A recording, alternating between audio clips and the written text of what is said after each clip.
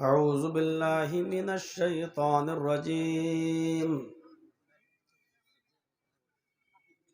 بسم الله الرحمن الرحيم.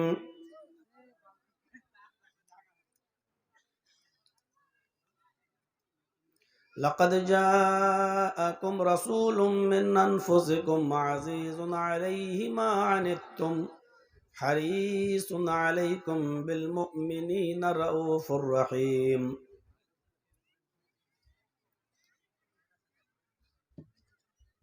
وقال تعالى: وما أرسلناك إلا رحمة للعالمين. رب اشرح لي صدري ويسر لي أمري واحلل عقدة من لساني يفقهوا قولي.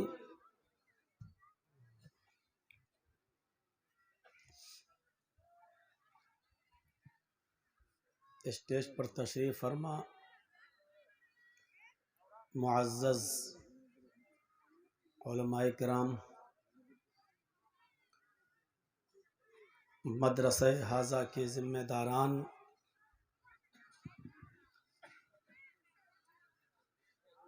اور اس اجلاس کو کرانے والے اور اس میں بڑھ چڑھ کر حصہ لینے والے معزز اراکین، نوجوانوں، اسلامی خواتین، ماں اور بہنوں، عزیز بچوں، رات کے تقریباً 11 بجے تک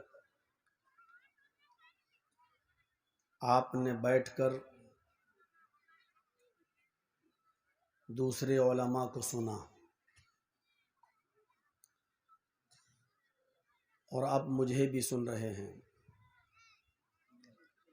ان علماء نے جو بولا ہے اور میں جو بولنے جا رہا ہوں، اللہ تعالیٰ سے دعا ہے کہ اللہ تعالیٰ بولنے والوں کو بھی اور سننے والوں کو بھی عمل کی پوری پوری توفیق عطا فرمائے۔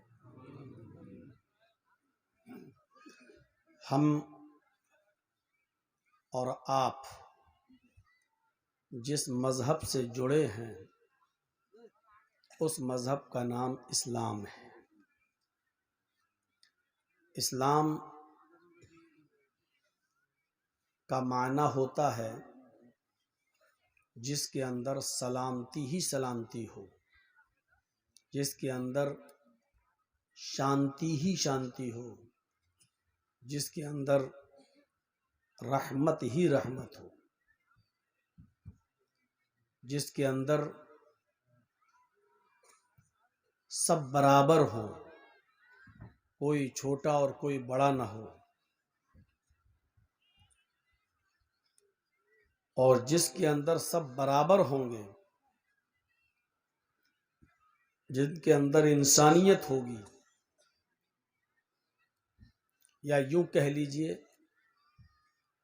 کہ جو اسلام پر جتنا زیادہ عمل کرے گا اس کے اندر اتنی ہی زیادہ انسانیت ہوگی۔ ہم اس کو الٹا بھی کہہ سکتے ہیں کہ جس انسان کے اندر جتنی زیادہ انسانیت ہے، مانوتا ہے، اس کے اندر اتنا ہی زیادہ اسلام موجود ہے۔ اللہ رب العالمین نے یہ نہیں کہا کہ ہم نے مسلمانوں کو عزت دی، مکرم بنایا، بلکہ قرآن یہ کہتا ہے کہ وَكَرَّمْنَا بَنِي آدم، ہم نے آدم کے ہر بیٹے کو عزت بخشی۔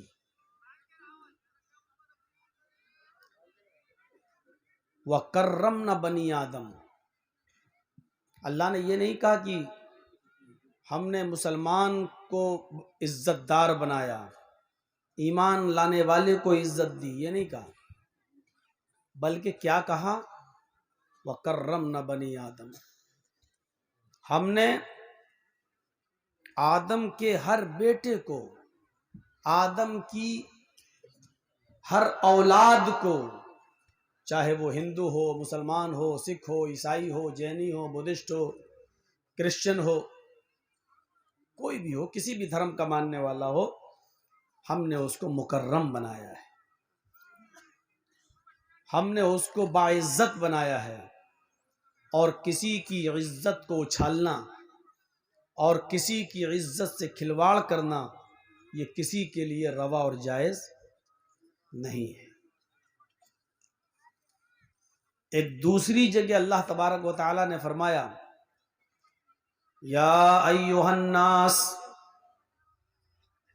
انا خلقناکم من ذکر و انثی وجعلناکم، اے ساری دنیا کے انسانوں، دیکھیے یہاں اللہ تعالیٰ نے مسلمانوں نہیں کہا، یا ایھا الناس انا خلقناکم من ذکر و انثی وجعلناکم شعوبا وقبائل لتعارفوا ان اکرمکم عند اللہ اتقاکم۔ ہے سمپورن جگت کی مانو ذاتی، ہے ساری دنیا کے انسانوں، ہم نے تم کو ایک مرد سے اور ایک عورت سے پیدا کیا ہے، ہم نے تمہارا باپ اور تمہاری ماں ایک رکھی ہے، تم ایک ہی باپ کے اور ایک ہی ماں کے بیٹے ہو، تمہارے باپ آدم، تمہاری ماں حوا، یا ویدوں کی روشنی میں تمہارا باپ آشو اور تمہاری ماں شتروپا ہے،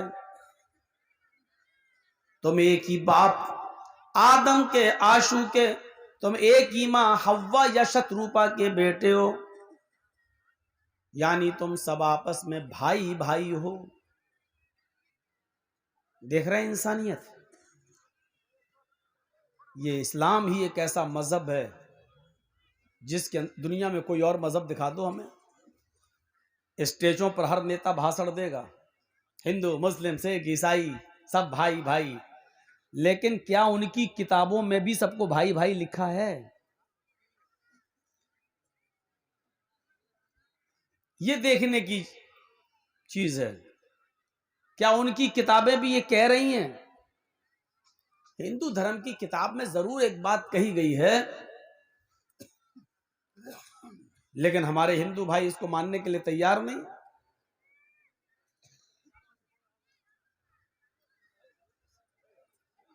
ساروجنا ایکم کٹمب استی،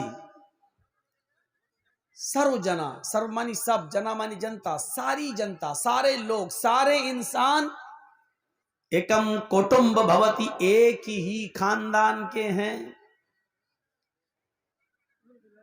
سب ایک ہی پریوار کے لوگ ہیں، یہ ویدوں نے کہا ہے۔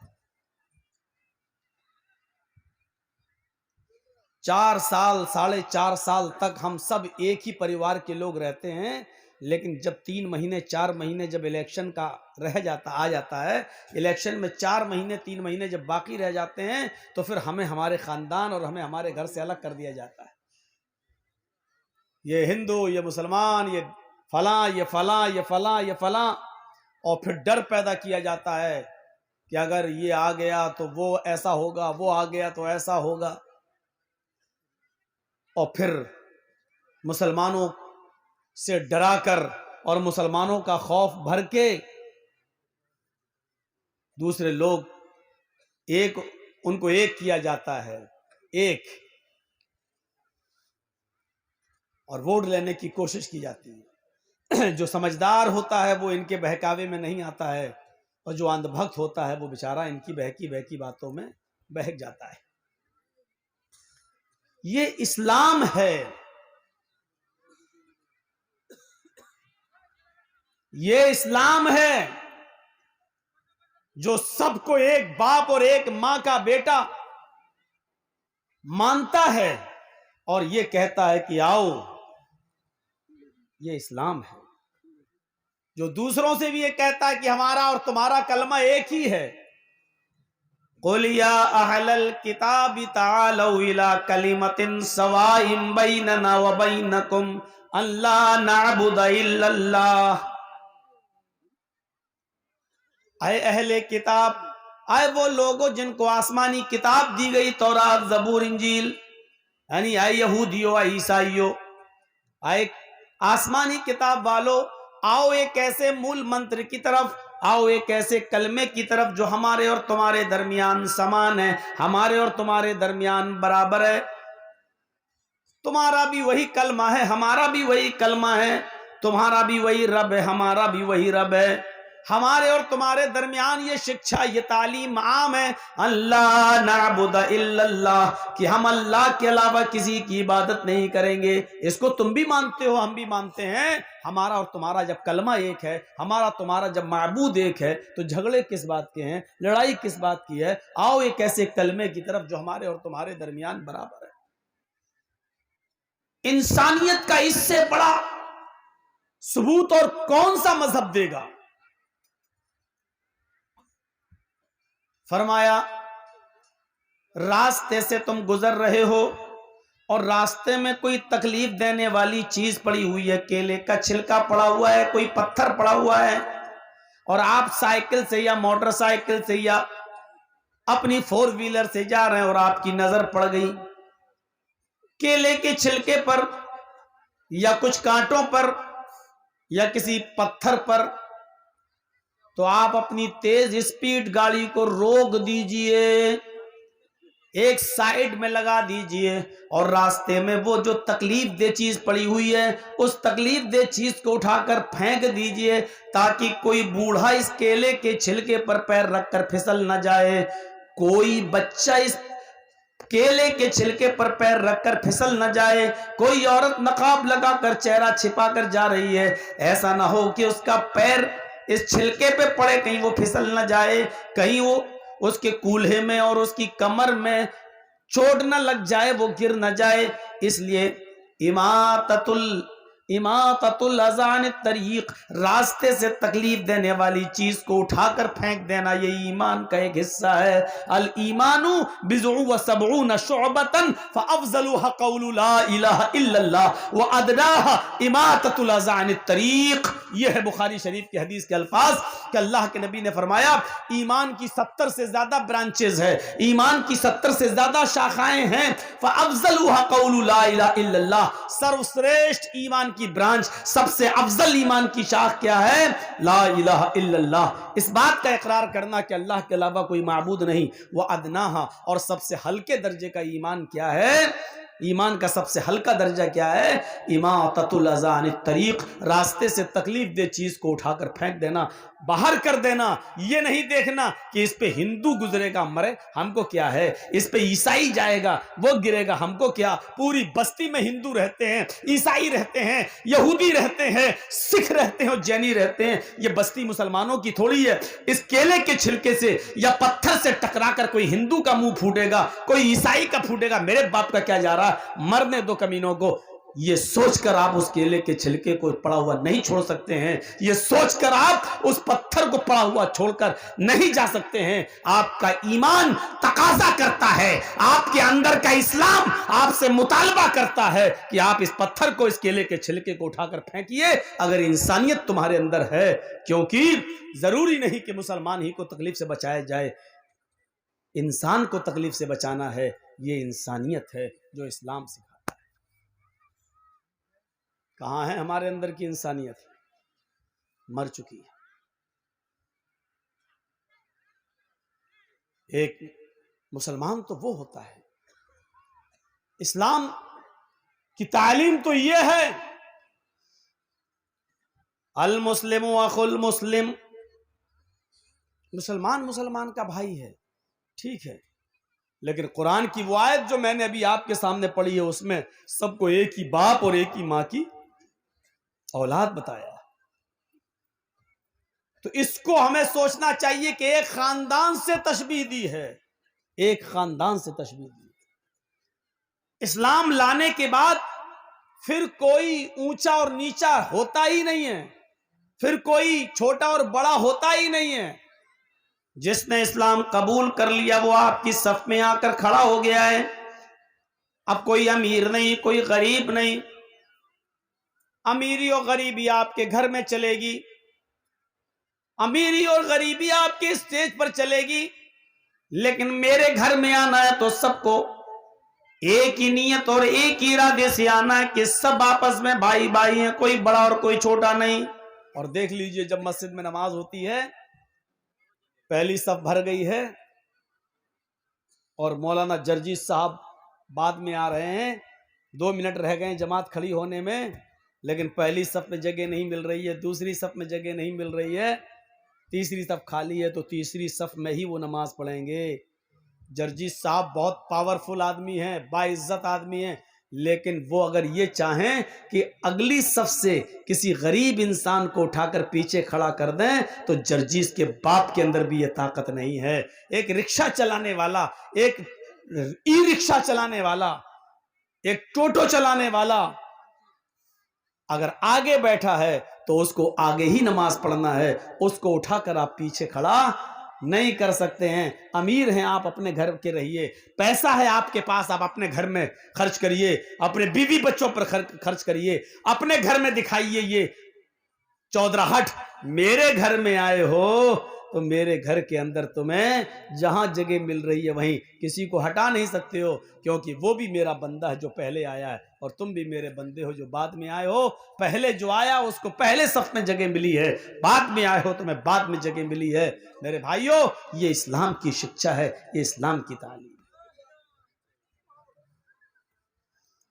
حضرت عمر فاروق یروشلم کی طرف سفر کر رہے ہیں، بیت المقدس فتح کر لیا جاتا ہے، بیت المقدس فتح کر لیا جاتا ہے، بیت المقدس کو آزاد کر لیا جاتا ہے. لوگوں نے ان کو بلایا، امیر المومنین آئیے، ایک بار آپ بیت المقدس میں آ جائیے اور دیکھ لیجئے اور بیت المقدس کا نظام بنا جائیے، 2 رکعت نماز پڑھا دیجئے. حضرت عمر کو بڑی خوشی ہوئی کہ آج بیت المقدس کو آزاد کر لیا گیا ہے. حضرت عمر فاروق بیت المقدس کی طرف جا رہے ہیں اپنے چند ساتھیوں کے ساتھ. راستے میں یروشلم پڑتا ہے. جب یروشلم سے گزر رہے تھے تو وہاں عیسائیوں کی ایک بستی تھی، اس عیسائیوں کی ایک بستی سے گزر رہے تھے، وہیں اذان کا وقت ہو جاتا ہے. اسی بستی کے اندر عیسائیوں کا ایک گرجا تھا جس میں عیسائی عبادت کرتے تھے. حضرت عمر فاروق کے ایک ساتھی نے اذان دی. حضرت عمر فاروق رضی اللہ تعالیٰ عنہ کے ایک ساتھی نے جب اذان دی تو حضرت عمر فاروق نے سارے صحابہ سے کہا تم وضو بنا لو. وضو بنانے کے بعد نماز پڑھنے کا ٹائم آیا تو وہ عیسائی اپنی بستی سے نکلتے ہیں، حضرت عمر فاروق کے پاس آتے ہیں اور کہتے ہیں امیر المومنین آپ نماز کہاں پڑھیں گے، آپ کی نماز کا وقت آ گیا ہے. انسانیت دیکھیے. حضرت عمر فاروق نے کہا اسی جنگل میں، اسی بستی میں ہم نماز پڑھ لیں گے، چادریں بچھائیں گے اور یہیں نماز پڑھ لیں گے.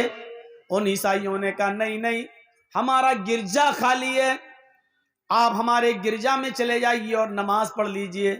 امیر المومنین آپ کے عقیدے کے مطابق جہاں مورتی ہوتی ہے وہاں نماز نہیں ہوتی ہے، لہٰذا میرے گرجا میں مورتی نہیں ہے، ہم نے عیسیٰ علیہ السلام کا مجسمہ، ان کا اسٹیچیو، ان کی مورتی ہم نے ہٹا دی ہے. آپ چاہیے میں نے گرجا کو پانی سے دھو دیا ہے، میں نے اس کو پاک صاف کر دیا ہے، آپ اس گرجا میں جا کر نماز پڑھ لیجئے. آپ کو کون یہاں ہمیشہ رہنا ہے، ایک ٹائم کی نماز پڑھنا ہے اور آگے نکل جانا ہے، بیت المقدس کی طرف چلے جانا ہے، جائیے نماز پڑھ لیجئے. حضرت عمر فاروق نے لوگوں سے کہا بیچارہ اگر یہ قربانی دے رہا ہے تو اس جگہ سے بہتر ہے کہ ہم کسی بند جگہ پر نماز پڑھ لیتے ہیں، چلیے. حضرت عمر اپنے ساتھیوں کو لے کر گرجا میں گھس گئے. چاروں طرف دیکھا، کوئی ایسی چیز نہیں تھی کہ جس چیز کی موجودگی میں نماز نہ ہو، کوئی چیز نہیں تھی. ہاں ٹھیک ہے، سب چیزیں اوکے ہیں، نماز ہماری ہو جائے گی، تمہاری اجازت بھی ہے. جیسے سرکار اگر کسی زمین پر نماز پڑھنے کی اجازت دے رہی ہے تو وہاں ہماری نماز ہو جائے گی، کیونکہ سرکار کی پرمیشن ہے۔ اگر کسی آدمی کی جگہ ہے اور اس کی پرمیشن نہیں ہے تو آپ وہاں نماز نہیں پڑھ سکتے۔ جب عیسائیوں نے پرمیشن دے دی آپ ہمارے گرجا میں نماز پڑھ لیجئے تو نماز ہو جائے گی۔ حضرت عمر فاروق اس گرجا میں گھستے ہیں، صفیں لگا لیتے ہیں، چٹائیاں بچھ جاتی ہیں، صفیں لگ جاتی ہیں۔ جب نماز پڑھانے کا وقت آتا ہے اقامت کہی جاتی ہے، اللہ اکبر اللہ اکبر، اشہد ان لا الہ الا اللہ، اشہد ان محمد رسول اللہ، حی علی الصلاۃ حی علی الفلاح، قد قامت الصلاۃ قد قامت الصلاۃ، اللہ اکبر لا الہ الا اللہ۔ جب اس طریقے کے اقامت جب کہہ دی جاتی ہے، حضرت عمر فاروق قبلے کی طرف چہرہ کر کے اللہ اکبر کہنے والے ہیں، نماز کے لیے اللہ اکبر کہنے والے ہیں۔ اچانک ان کے ذہن میں کوئی بات آتی ہے اور وہاں سے نکلتے ہیں، لوگو چلو ہم یہاں نماز نہیں پڑھیں گے، اقامت ہو گئی، تکبیر کہہ دی گئی، لیکن حضرت عمر نے کیا کہا، یہاں سے نکلو، یہاں نماز نہیں پڑھیں گے۔ لوگوں نے کہا جب پڑھنا ہی نہیں تھی تو آئے کیوں؟ کہا بعد میں بتاؤں گا، چلو باہر نکلے۔ پھر اسی جنگل میں آ گئے، وہیں پر چٹائی بچھائی اور نماز پڑھ لی۔ سفر میں تھے اس لیے 2 رکعت نماز پڑھانے کے بعد سلام پھیر دیا۔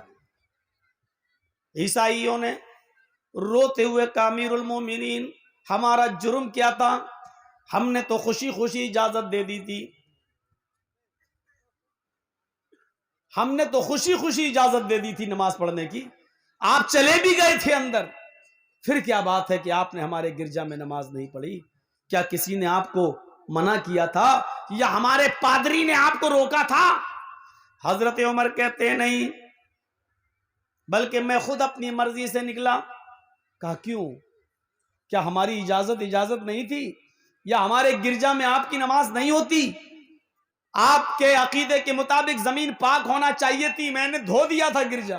آپ کے عقیدے کے مطابق اس میں مورتی نہیں ہونی چاہیے تھی، میں نے مورتی ہٹا رکھی تھی، پھر اس میں آپ کی نماز کیوں نہیں ہوتی؟ حضرت عمر نے کہا نہیں، اے میرے عیسائی بھائی، بات یہ نہیں ہے کہ اس گرجا میں میری نماز نہیں ہوتی، بلکہ میں صرف اس خوف سے تمہارے گرجا سے نکل گیا کہ میرے دل میں یہ خیال آیا، اے عمر اگر آج تو نے اس گرجا میں نماز پڑھ لی، اگر آج تو نے اس گرجا میں نماز پڑھ لی تو کہیں ایسا نہ ہو کہ تیرے انتقال کے 50 سال کے بعد، 100 سال کے بعد، 200 سال کے بعد جب مسلمان ترقی کریں گے، آگے بڑھیں گے، ان کی حکومتیں ہر جگہ پھیلیں گی، کہیں ایسا نہ ہو کہ بعد میں آنے والے مسلمان یہ سمجھیں کہ جس گرجا میں حضرت عمر نے نماز پڑھی تھی وہ پہلے مسجد تھی، یہ عیسائیوں نے اس کو توڑ کر گرجا بنا لیا ہے۔ میں یہ سوچ کر نکل گیا کہ بعد میں آنے والے مسلمان کہیں میرے نماز پڑھ لینے کی وجہ سے، بعد میں آنے والے مسلمان کہیں تمہارے گرجا کو مسجد تصور نہ کرنے لگیں اور پھر تیش میں آ کر تمہارے گرجا کو توڑ کر اس جگہ اپنی مسجد نہ بنا لیں، اس لیے میں نکل گیا تاکہ لوگوں کو یہ بات یاد رہے کہ حضرت عمر نے اس گرجا میں اس لیے نماز نہیں پڑھی کیونکہ وہ گرجا تھا، اگر پڑھ لیتے تو بعد میں آنے والے لوگ کہیں اس پر مسجد کا دعویٰ نہ ٹھونک دیتے کہ عمر نے نماز پڑھی اس لیے مسجد تھی، بعد میں کہیں تمہارے گرجا کو توڑ نہ دیں۔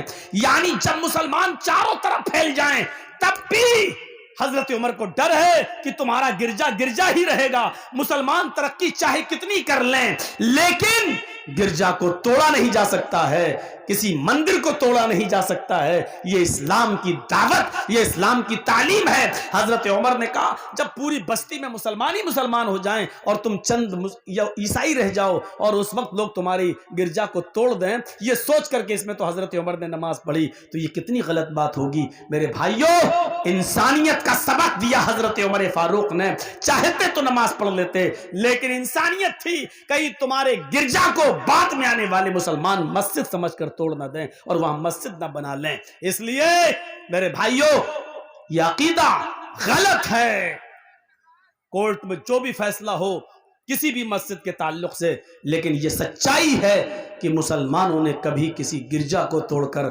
مسلمانوں نے کبھی کسی مندر کو توڑ کر مسجد نہیں بنائی۔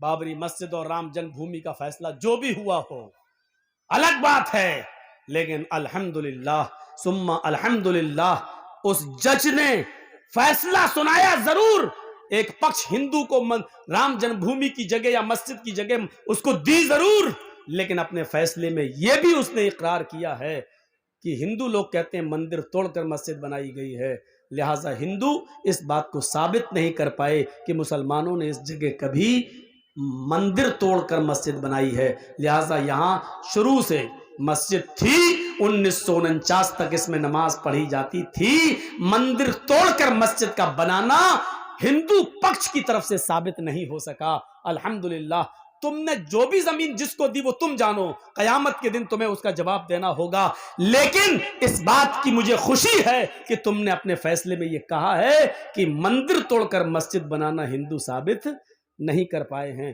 اور ہم بھی یہی کہتے ہیں کہ بابری مسجد کی جگہ پر پہلے کوئی مندر نہیں تھا، اور کسی نے بھی وہاں مسجد بنائی ہے تو مندر توڑ کر مسجد نہیں بنائی گئی ہے، کیونکہ ہم مسلمانوں کا عقیدہ ہے کہ مندر توڑ کر اگر کسی کی زمین پر ناجائز قبضہ کر کے یا مندر توڑ کر مسجد بنائی جائے تو وہاں ہماری نماز ہو ہی نہیں سکتی ہے۔ یہ ہماری تعلیم ہے، یہ ہمارا عقیدہ ہے، یہ ہماری بنیاد ہے، یہ ہمارے اصول ہیں، یہ ہمارے ضابطے ہیں۔ تو انسانیت دکھانا تھی، حضرت عمر اس ڈر سے نکل گئے کہ بعد میں آنے والے لوگ کہیں عیسائیوں کو پریشان نہ کریں اور ان کے گرجا کو توڑ نہ دیں۔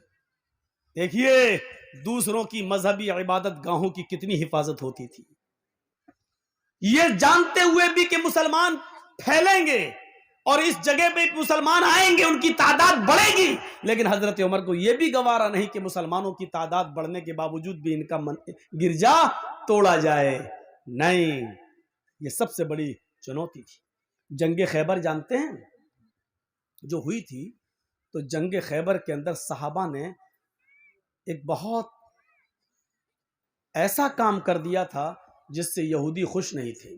جنگ خیبر کے اندر جنگ ہوئی اور اللہ کے رسول و صحابہ جیت گئے، خوشی ہوئی، اور یہودیوں کو خیبر اور اس کا علاقہ خالی کرنے کا نوٹس جاری کر دیا، اتنے دن کے اندر تم یہ بستی خالی کر دو، نکل جاؤ، جاؤ کہیں بھی رہو، کیونکہ یہ جنگ اسی بات کی ہو رہی تھی، اگر ہم ہار گئے تو تم یہاں رہو گے، تم ہار گئے تو ہم یہاں رہیں گے، لہٰذا اب تم ہار چکے ہو، اب اس بستی کو خالی کرو۔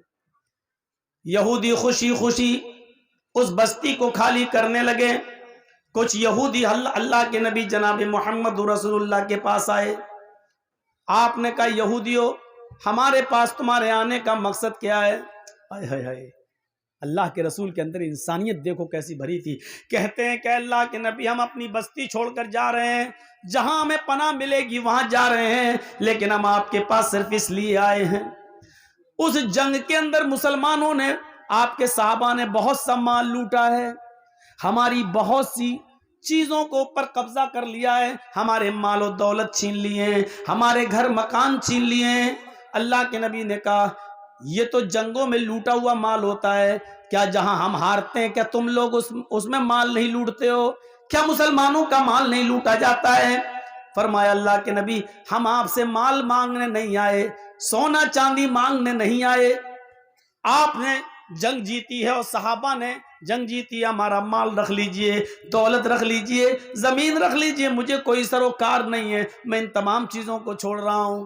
لیکن آپ کے صحابیوں نے، آپ کے ساتھیوں نے اس جنگ کے اندر جو مال لوٹا اس میں ہمارے تورات کے نسخے بھی ہیں، جو ہماری مذہبی کتاب ہے جو موسیٰ علیہ السلام پر نازل ہوئی تھی، انہوں نے ہماری کتابیں بھی لے رکھی ہیں، انہوں نے تورات بھی اپنے پاس رکھ لی ہے، تورات بھی ہم سے چھین لی ہے، تو گھر کا جب سارا سامان لوٹا گیا تو اس میں ہمارے گھر کی کتابیں، تورات جو ہم آسمانی کتاب مانتے جو موسیٰ پر نازل ہوئی، انہوں نے ہماری ان کتابوں کو، اس تورات کو بھی لے رکھا ہے۔ ہم چاہتے ہیں کہ ہمیں ہماری کتاب مل جائے، ہم چاہتے ہیں کہ ہمیں ہماری تورات مل جائے، تاکہ ہم جس جگہ بھی جائیں تو ہم تورات کی تلاوت کر سکیں۔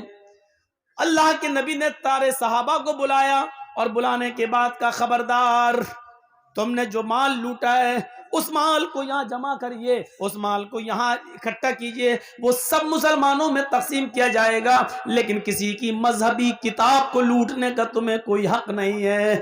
تمہیں چاہیے کہ ان کے مال و دولت کو لوٹتے وقت جو ان کی کتاب تورات تمہارے پاس آئی ہے، ان کی ایک ایک کتاب تورات کو ان کے حوالے کر دیا جائے۔ یہ ان کی مذہبی کتاب ہے جو موسیٰ علیہ السلام پر نازل ہوئی ہے، ان کو اپنے عقیدے پر عمل کرنے کی اجازت ہے، ان کو اپنے موسیٰ کی لائی ہوئی شریعت پر عمل کی اجازت ہے۔ محمد رسول اللہ کی دشمنی ان کے ساتھ، ان کے مذہب کو لے کر نہیں، ان کے دین کو لے کر نہیں، ہماری وچار دھاراؤں کی لڑائی ہے، ہمارے خیالات کی لڑائی ہے، ان کی مذہبی لڑائی نہیں ہے۔ انہوں نے ہمیں ستایا تھا، ہمارے صحابہ کو تنگ کیا تھا، اس لیے یہ جنگ ہم نے کی تھی، ورنہ ہم کسی کو ان کی مذہبی عبادت سے نہیں روکتے ہیں۔ لہٰذا ان کی کتابیں واپس کر دو۔ انسانیت کا ایسا ثبوت پیش کیا اللہ کے رسول نے کہ لوٹا ہوا مال تو آپ نے نہیں دیا کیونکہ وہ مال غنیمت ہے، لیکن اس میں جو کتابیں، جو تورات اللہ کے نبی کے صحابہ کے پاس تھی، وہ ایک ایک کر کے واپس کروا دی۔ اور ان یہودیوں نے کہا کہ ہم نے آپ سے اچھا انصاف کرنے والا آج تک کسی کو دیکھا نہیں ہے۔ شکریہ اے اللہ کے رسول، آپ نے ہماری کتابوں کو ہمیں واپس کر دیا ہے۔ یہاں سے ہم اندازہ لگا سکتے ہیں میرے بھائیوں، میرے دوستوں، کہ انسانیت کس چیز کا نام ہے۔ یہاں تو ایک سمودائے اگر ہمارا قرآن اس کو مل جاتا ہے تو اس کو جلاتا ہے۔ ایک سمودائے ترپورہ کے اندر دیکھ لیجئے کس طریقے سے اس کو موقع ملا تو اس نے ہماری عبادت گاہوں کو جلایا ہے، ہماری مسجدوں کو جلایا ہے، قرآن جلا دیا ہے۔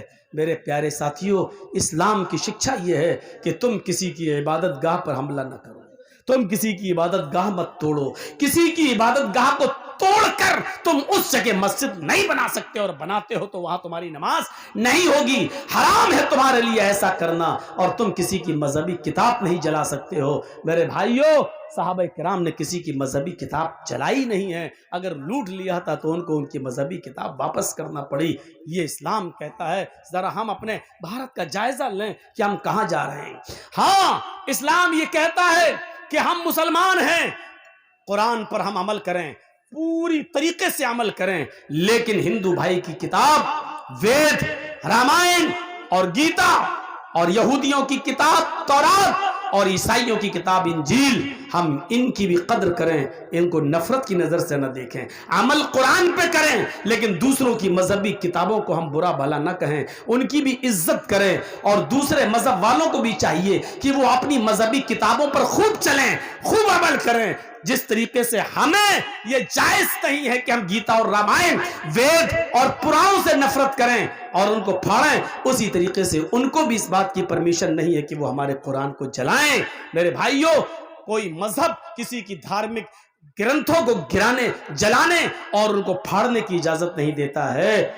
یہ ہمیں اور آپ کو سوچنا چاہیے کہ انسانیت کس چیز کا نام ہے۔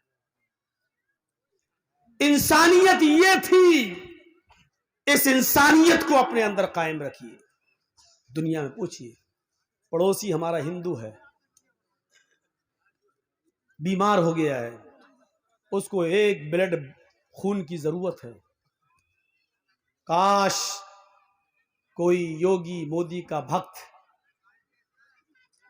میڈیا والا سنتا اس بات کو اور دیتا کہ اسلام کیا ہے۔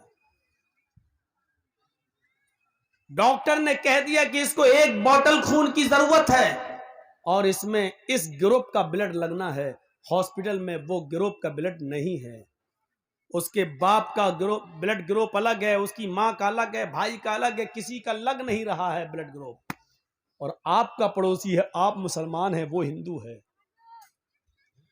آپ کا بلڈ گروپ اور اس کا بلڈ گروپ ایک ہے۔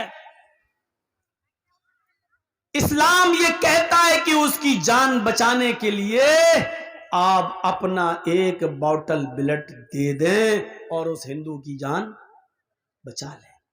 وَمَنْ أَحْيَاهَا فَكَأَنَّمَا أَحْيَا النَّاسَ جَمِيعًا، ناس کہا ہے، مسلمان نہیں کہا ہے۔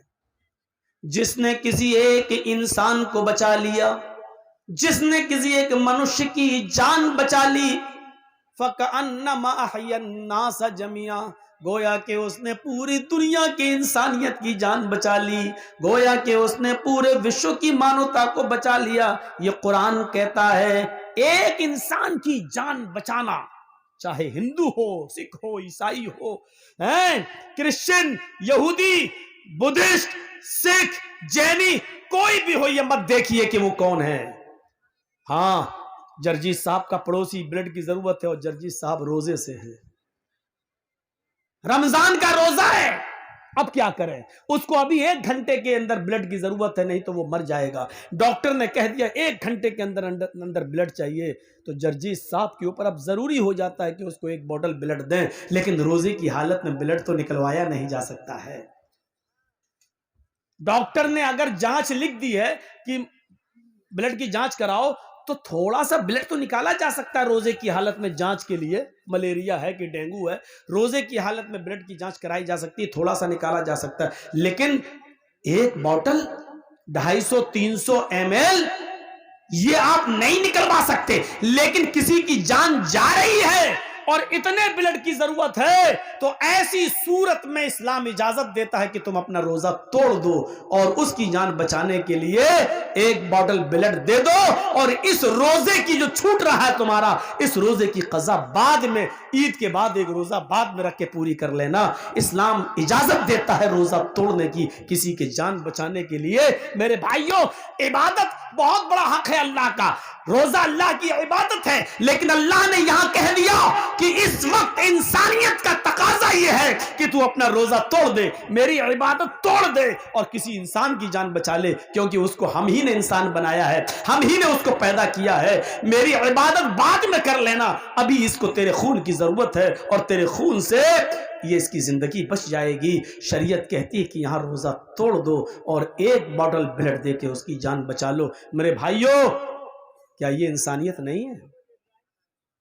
کیسی انسانیت تھی؟ اس انسانیت کو ہم اپنے اندر پیدا کریں اور دیکھیں، یہ انسانیت تھی۔ محمد رسول اللہ صلی اللہ علیہ وسلم کو پتا چلتا ہے کہ ایک 12 سال کا بچہ یہودی کا بیمار ہو گیا ہے۔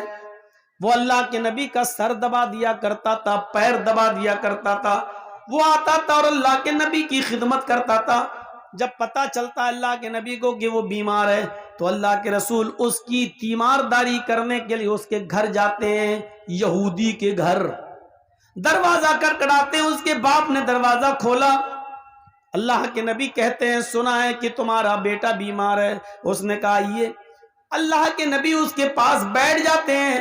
اس بچے کی آخری سانسیں نکل رہی تھیں، وہ اٹک رہا تھا، جہاں ایسے کر رہا تھا، سانس اس کی آخری سانسیں چل رہی تھیں۔ اس نے ایسے پھٹی ہوئی نظروں سے اللہ کے نبی کو دیکھا تو مسکرا دیا۔ اللہ کے نبی صلی اللہ علیہ وسلم نے اس بچے کے سر پہ ہاتھ رکھا اور اس بچے سے کہا بیٹے قل لا الہ الا اللہ، اگر تمہارا دل کہے تو لا الہ الا اللہ پڑھ لو۔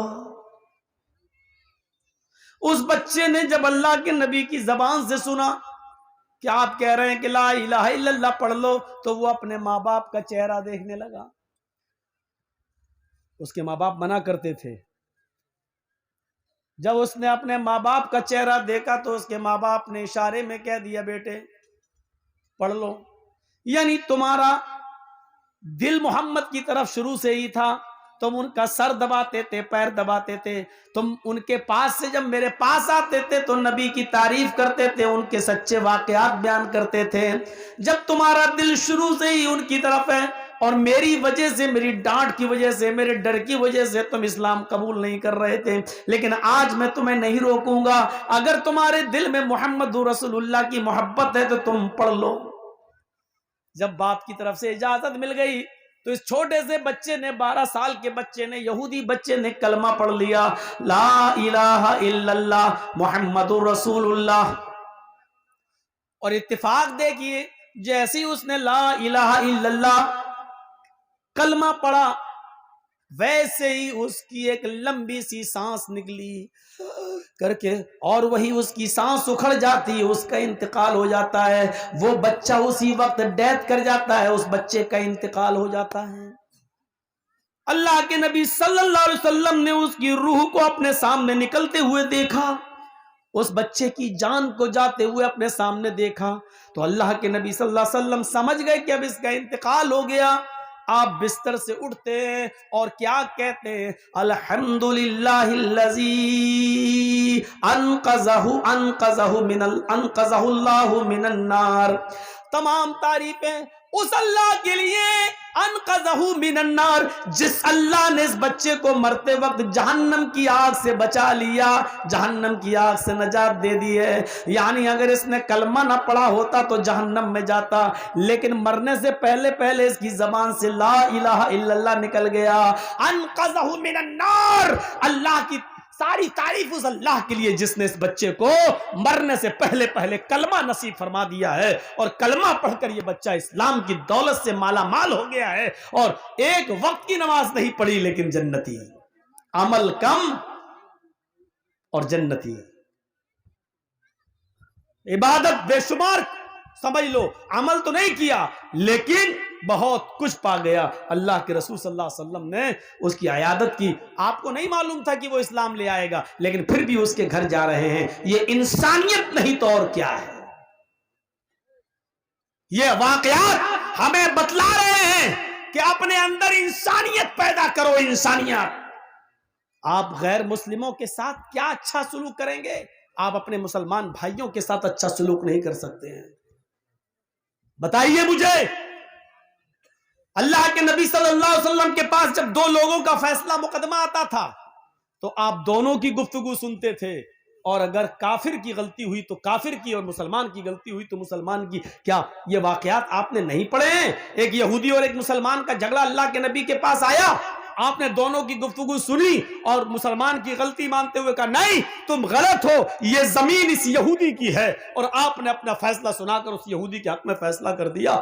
میرے پیارے ساتھیوں، یہ واقعات بتلا رہے ہیں کہ انسانیت، اسلام اپنی جگہ پر ہے، انسانیت اپنی جگہ پر ہے۔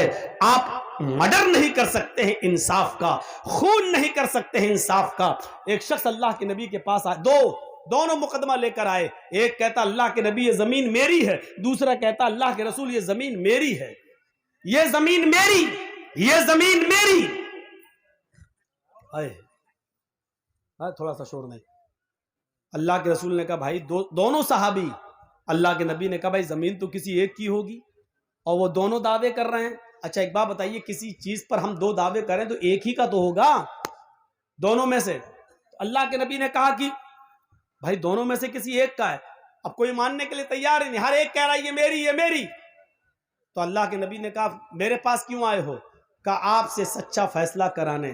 اللہ کے نبی صلی اللہ علیہ وسلم نے فرمایا کہ تم دونوں اپنی باتیں رکھو، بھائی ایک طرفہ بات سن کر کبھی فیصلہ مت کرنا۔ اللہ کے نبی نے دونوں کو بلایا، دونوں کی گفتگو سنی، لیکن اب دونوں میں بڑا عجیب مسئلہ ہے۔ بھیا بیٹھ جاؤ، راجیو گاندھی، او مودی صاحب کے بیٹے بیٹھ جاؤ۔ دونوں کی گفتگو میں ایک اور پیچ پھنس گیا۔ کبھی کبھی ایسا بھی ہوتا ہے، آپ کے سامنے بھی ایسا ہو سکتا ہے، جو پنچ ہوں فیصلہ کرتے ہوں وہ سنیں۔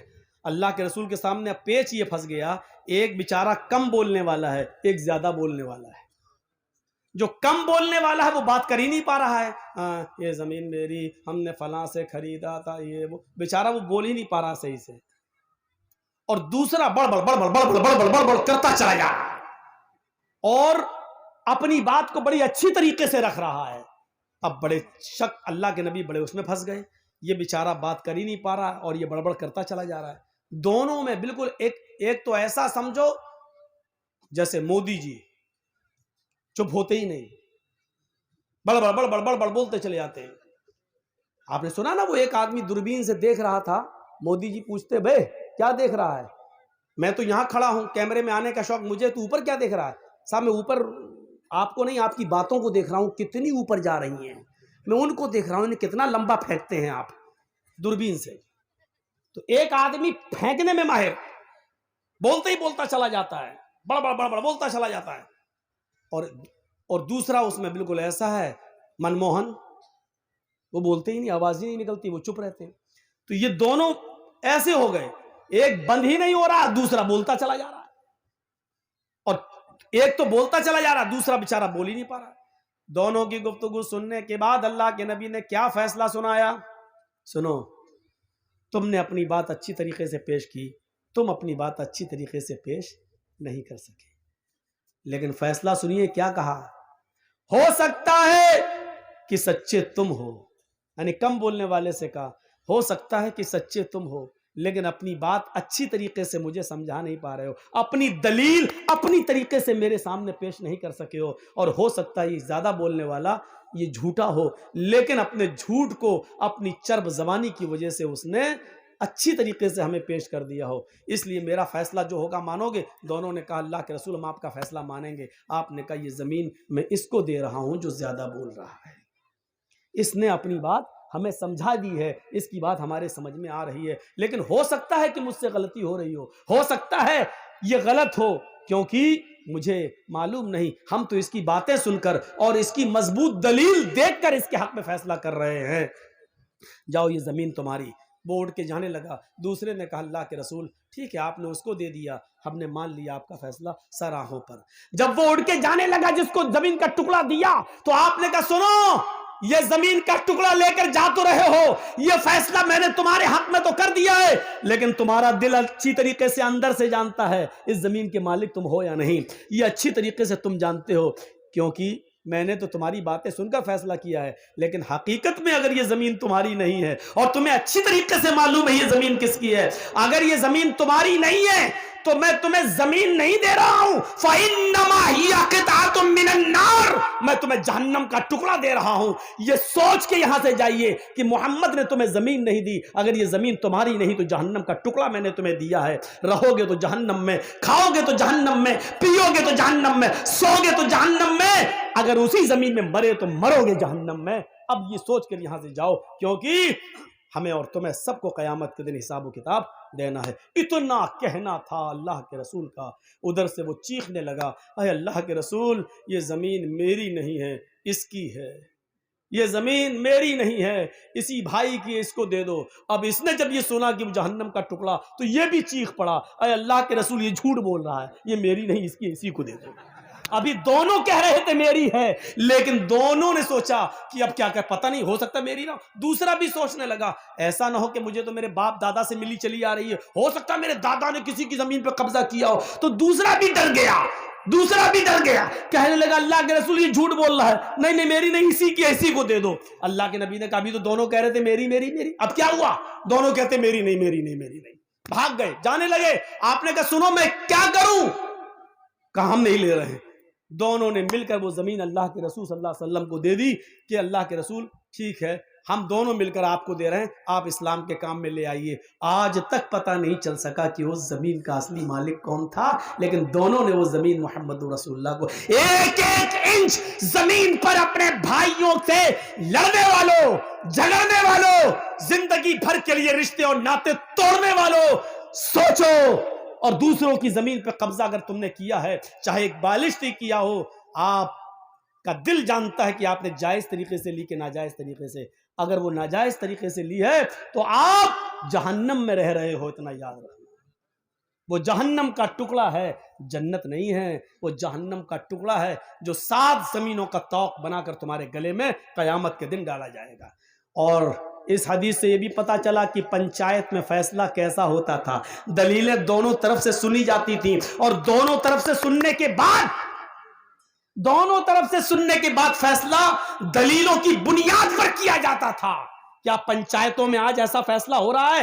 دونوں طرف سے بات سن کر کیا عدل و انصاف کی روشنی میں، دلیلوں کی روشنی میں کیا فیصلہ ہوتا ہے؟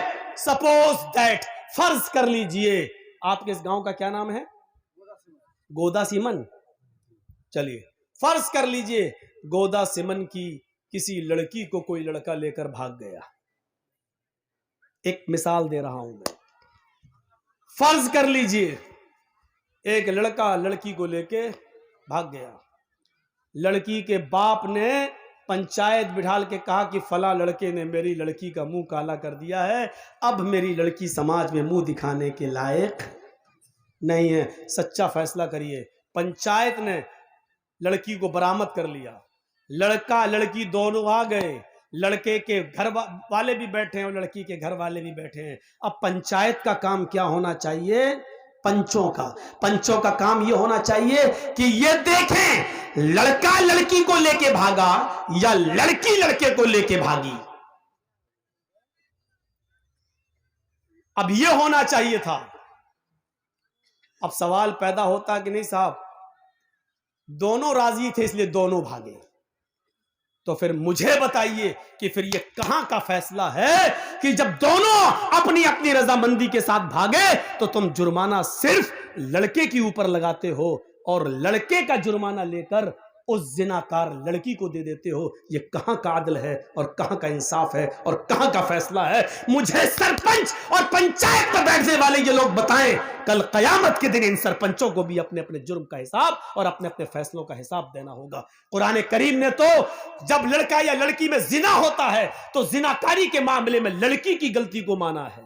कुरान जब लड़का किसी लड़की के साथ जिना करता है तो कुरान लड़की की गलती ज्यादा मानता है। और इसीलिए कुरान पढ़िए, कुरान ने क्या कहा?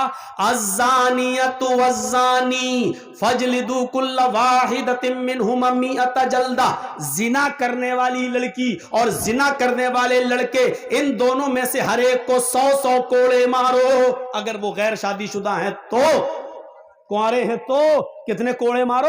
100। और अल्लाह ने यहां क्या कहा? जिना करने वाली लड़की, यानी पहले लड़की का नाम लिया, बाद में क्या कहा? अज़्ज़ानियतु वज़्ज़ानी, जिनाकार लड़की और जिनाकार लड़का। पहले लड़की फिर लड़का, क्योंकि जिना की शुरुआत लड़की की तरफ से होती है।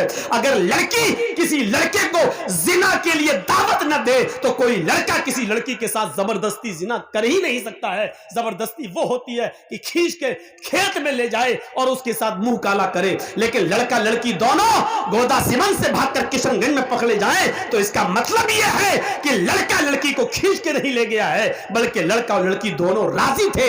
इसलिए किशनगंज, इसलिए उत्तर दिनाजपुर, इसलिए कटिहार, इसलिए दिल्ली या बंबई में पकड़े गए। लड़की इतनी दूर कोई खींच कर नहीं ले जा सकता है लड़की को, मेरे भाइयों। और जब शुरुआत लड़का और लड़की दोनों की रजामंदी से हुई है तो फिर जुर्माना सिर्फ लड़के पर लगाया जाए और उस जुर्माने का पैसा लड़की या लड़की के मां बाप को दे दिया जाए। हराम है, हराम है, हराम है ये फैसला।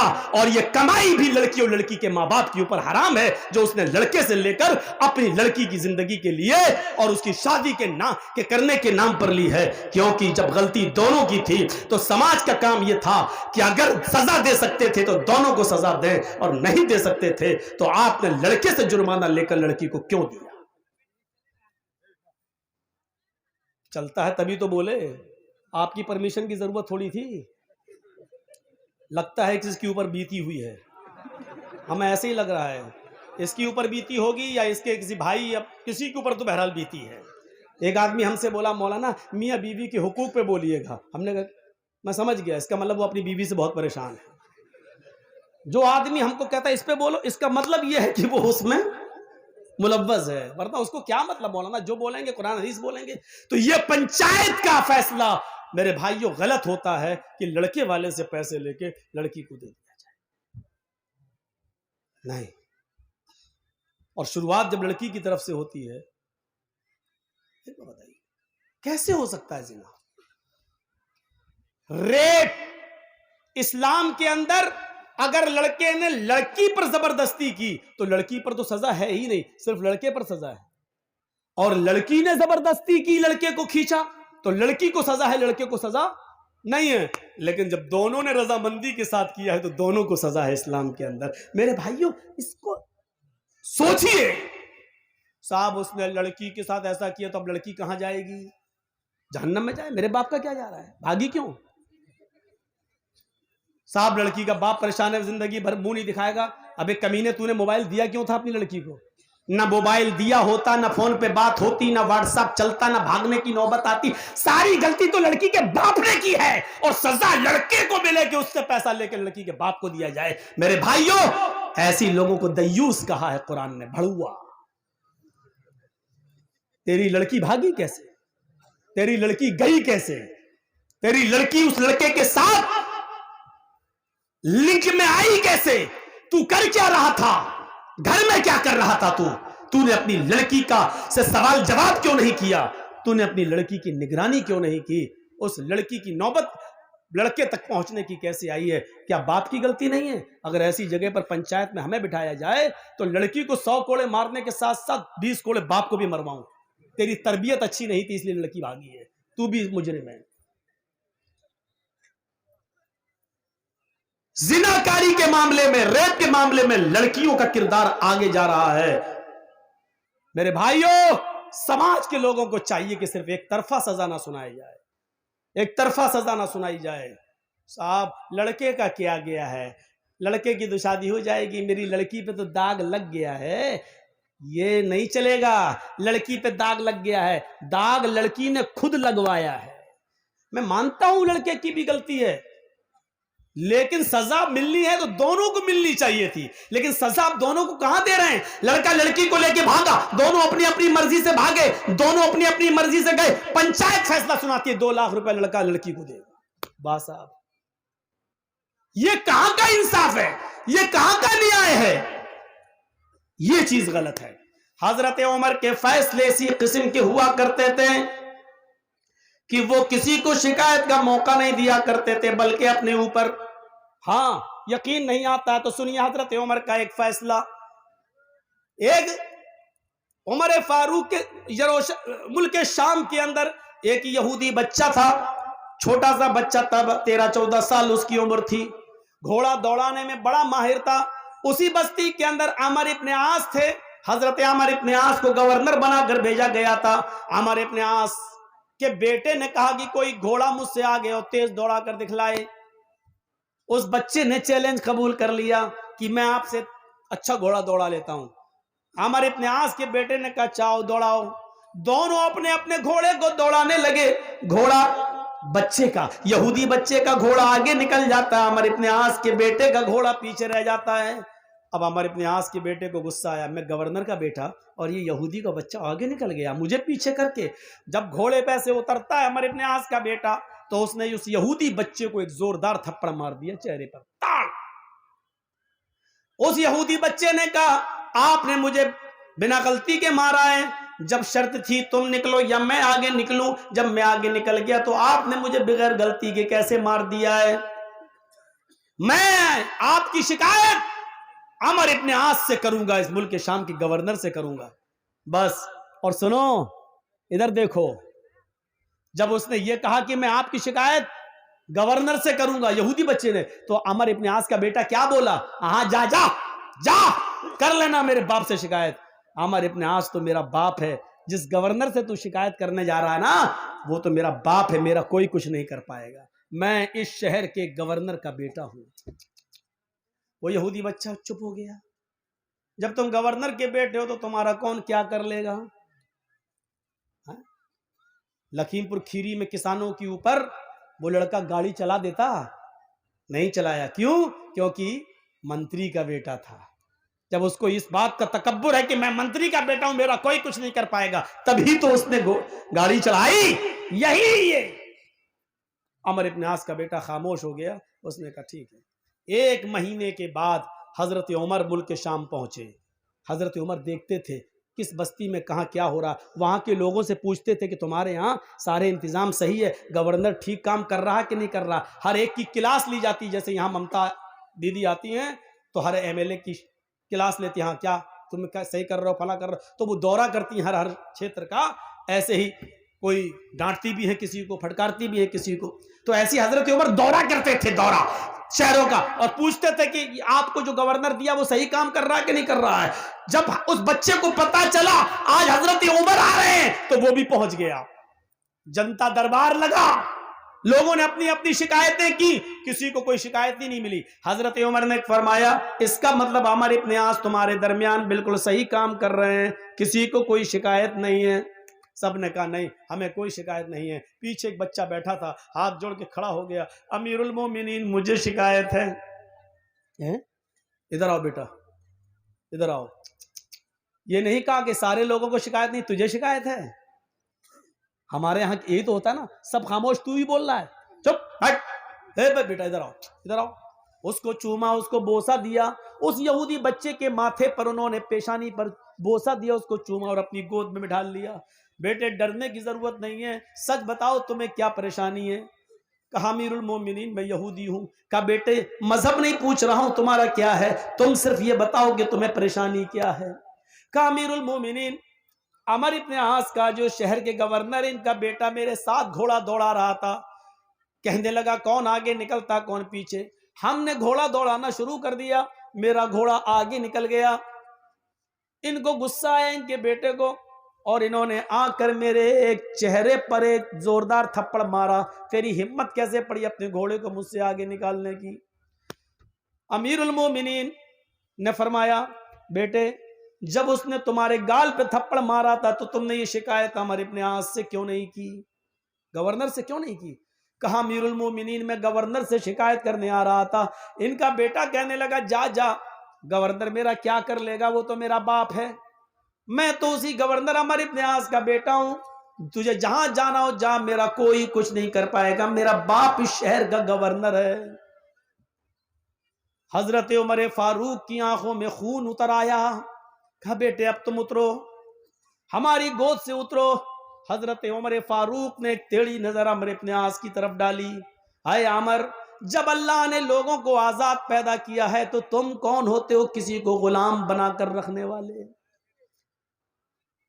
عمر ابن عاص نے کہا امیر المومنین اس میں میری کیا غلطی ہے, نہ میرے بیٹے نے مجھے کچھ بتایا اور نہ اس یہودی بچے نے مجھے کچھ بتایا. آج یہ فرمان, آج یہ بات میں نے سنی ہے, اپنے بیٹے کو میں بلا رہا ہوں. بلایا, گھر سے بیٹا آیا, نکل گا. یہودی بچے کے سامنے بات ہوئی اور عمر ابن عاص کے بیٹے نے اپنا جرم قبول کیا. جی ہم نے مارا. فرمایا کہ اب تمہیں بھی ایک تھپڑ مارا جائے گا. کہا ٹھیک ہے مارو.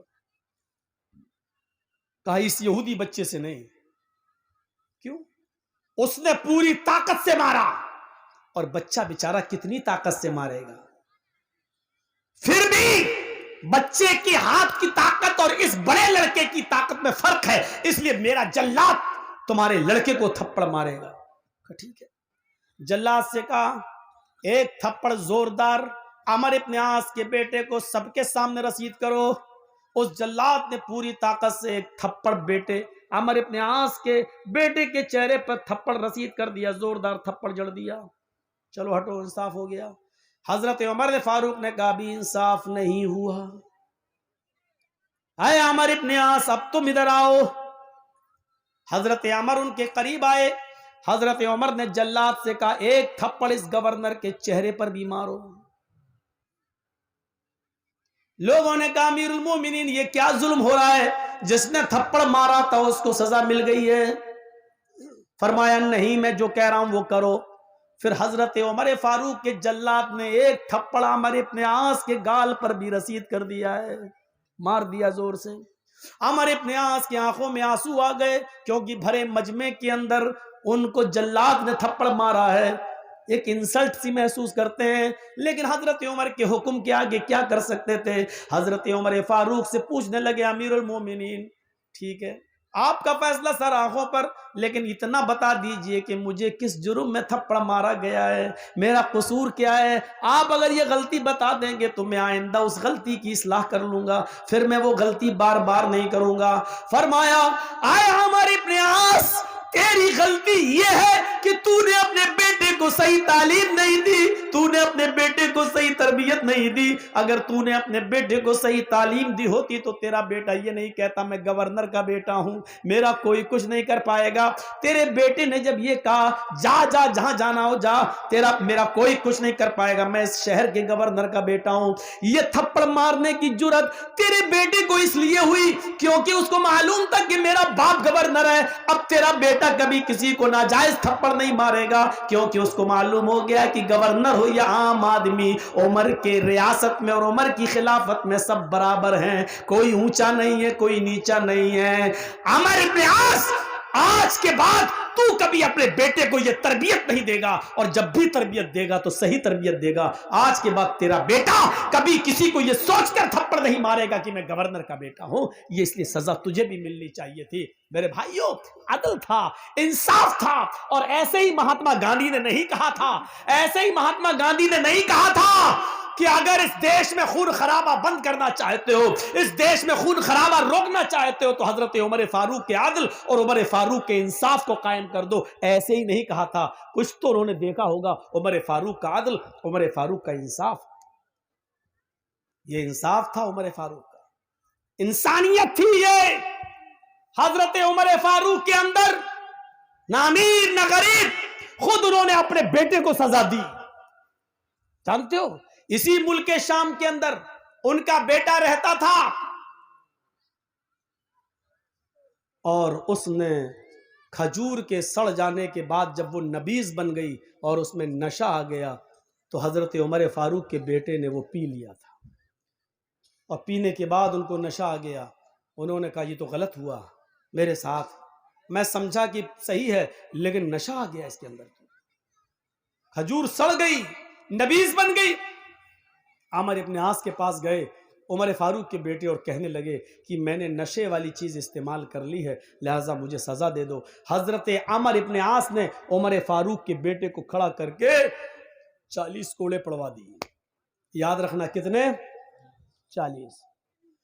مدینے میں جب عمر فاروق کو پتا چلا کہ شام کے اندر میرے بیٹے نے نبیذ پی لی اور اس کو نشہ آ گیا تھا، اور عامر ابن عاص نے ان کو 40 کوڑے مار دیے، لیکن ان کو یقین نہیں آیا۔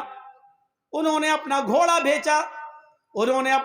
بھیجا اور عامر ابن عاص کو ایک لیٹر لکھا کہ اس نئے گھوڑے کے اوپر میرے بیٹے عبداللہ کو بٹھا کر اس کو یہاں روانہ کر دیا جائے، یہ میرا حکم ہے۔ لہٰذا جب یہ گھوڑا ملک شام پہنچتا ہے تو اس گھوڑے کے اوپر بیٹھ کر عامر ابن عاص نے ان کے بیٹے یعنی عمر فاروق کے بیٹے کو ملک مدینے کے اندر روانہ کر دیا۔ بیٹے نے سوچا کہ مدینے میں میرے ابو مجھے بلا رہے ہیں میرے گھر، میں اپنی ماں باپ سے ملوں گا۔ جب بیٹا مدینے میں اترتا ہے اور اپنے گھر کی طرف جاتا ہے تو کیا دیکھتا ہے کہ گھر پہ پہرے دار بیٹھے ہوئے اور وہ کہہ رہے ہیں اے امیر المومنین کے بیٹے، تمہیں گھر جانے کی اجازت نہیں ہے، پہلے اپنے باپ کے دربار میں جاؤ۔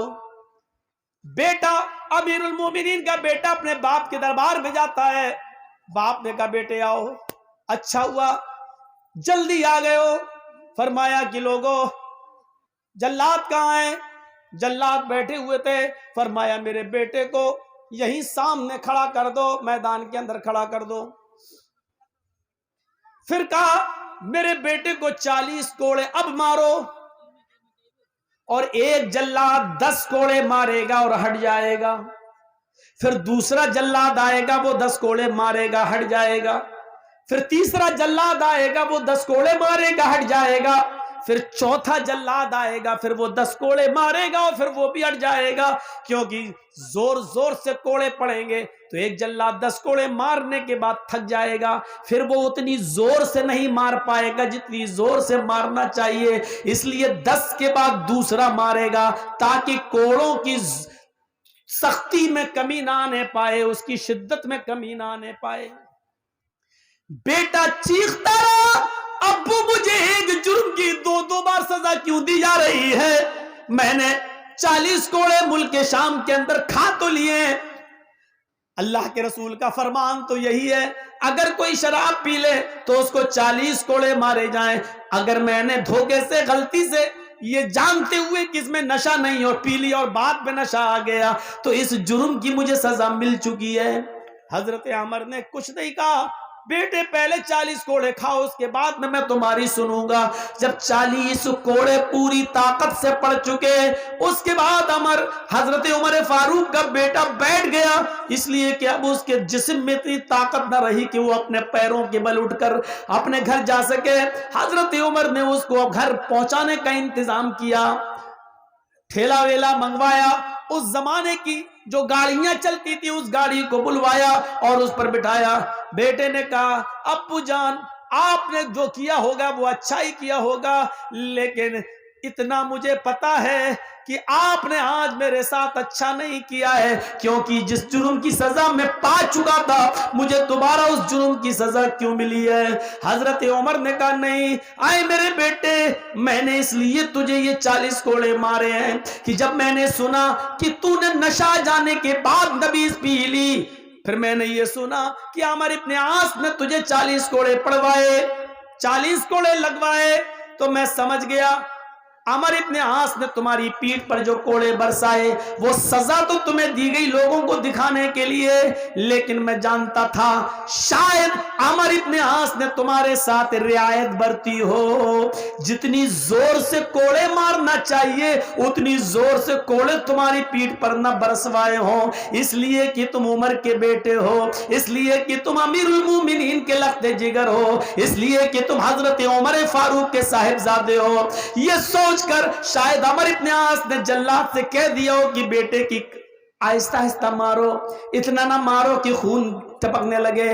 میرے بیٹے عمر ابن عاص نے جب کوڑے تمہارے جسم پہ مارے تو تمہاری یہ حالت نہیں تھی، تمہاری یہ حالت نہیں تھی، تم چل رہے تھے، پھر رہے تھے، دوڑ رہے تھے، لیکن آج 40 کوڑے کھانے کے بعد تم اپنے گھر جانے کے لائق نہیں رہے، اس لیے آج تمہیں صحیح سزا ملی ہے، اس سے پہلے تمہیں تمہارے جرم کی پوری سزا نہیں دی گئی تھی۔ میں نے سمجھ گیا کہ عمر ابن عاص نے تمہارے ساتھ رعایت برتی ہے، تمہارے ساتھ کنسیشن برتا ہے، تمہیں جتنی زور سے کوڑے مارنا چاہیے تھا اتنی زور سے کوڑے تمہارے پیٹھ پر نہیں پڑے ہیں، آج پڑے ہیں۔ میں اللہ کے سامنے جواب دے سکتا ہوں کہ اللہ میں نے اپنے بیٹے کے ساتھ انصاف کیا ہے، جس نے اپنے بیٹے کے ساتھ یہ عدل کیا ہو، اپنے بیٹے کے ساتھ یہ انصاف کیا ہو۔ میرے بھائیوں ذرا غور کرو کہ دوسروں کے ساتھ اس کا انصاف کتنا زبردست ہوگا، اس کا انصاف کتنا بڑا ہوگا جو اپنے بیٹے کے ساتھ یہ انصاف کر رہا ہے۔ حضرت عمر تو اپنے بیٹے کو دوبارہ سزا دے رہے ہیں، آج ہماری پنچایتیں